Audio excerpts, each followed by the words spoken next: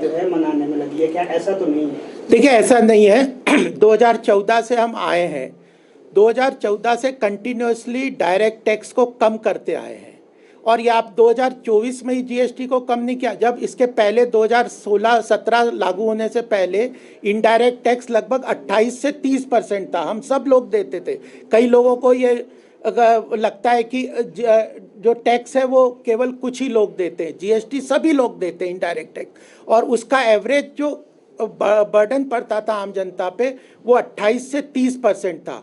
और जब 2017 में ये जीएसटी लागू किया गया तब एवरेज इसको ये था टैक्स न्यूट्रल में 15.5% का टैक्स। और ये 2020 में वर्ल्ड बैंक की एक रिपोर्ट आई थी, जीएसटी के अंतर्गत 11.6% का एवरेज टैक्स आम जनता को पड़ रहा है। और अब ये तो मैं 2020 की बात बता रहा हूँ, अब तो वो और भी कम हो जाएगा। तो ये 24 से इसका रिलेशन नहीं है। एक तो जीएसटी हम 2017 से इनडायरेक्ट टैक्स को कम करते आ रहे हैं, उनके स्लैब भी कम करते जा रहे हैं, उसको रैशनलाइज भी कर रहे हैं और उसको सरल भी कर रहे हैं। तो इनडायरेक्ट टैक्स को 28 से लेके आज हम 5, 0 और 18% के टैक्स स्लैब में लेके आए हैं। तो एक तो ये बात है।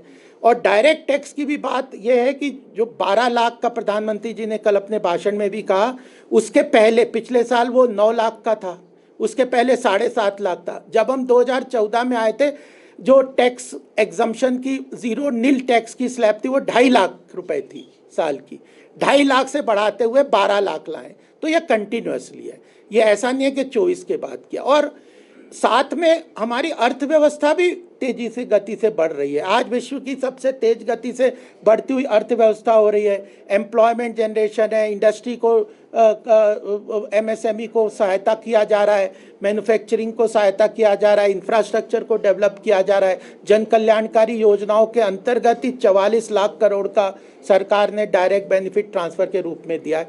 तो और 25 करोड़ लोगों को इस 4 साल में गरीबी की रेखा से ऊपर निकालने में हम सफल हुए हैं। और ये वर्ल्ड बैंक ने भी इसको विश्व की सबसे सफलतम योजना के रूप में माना है कि गरीबी रेखा से 25 करोड़ लोगों को 4 साल में निकालने में हम लोग सफल हुए हैं। अग्रवाल जी, आपने कहा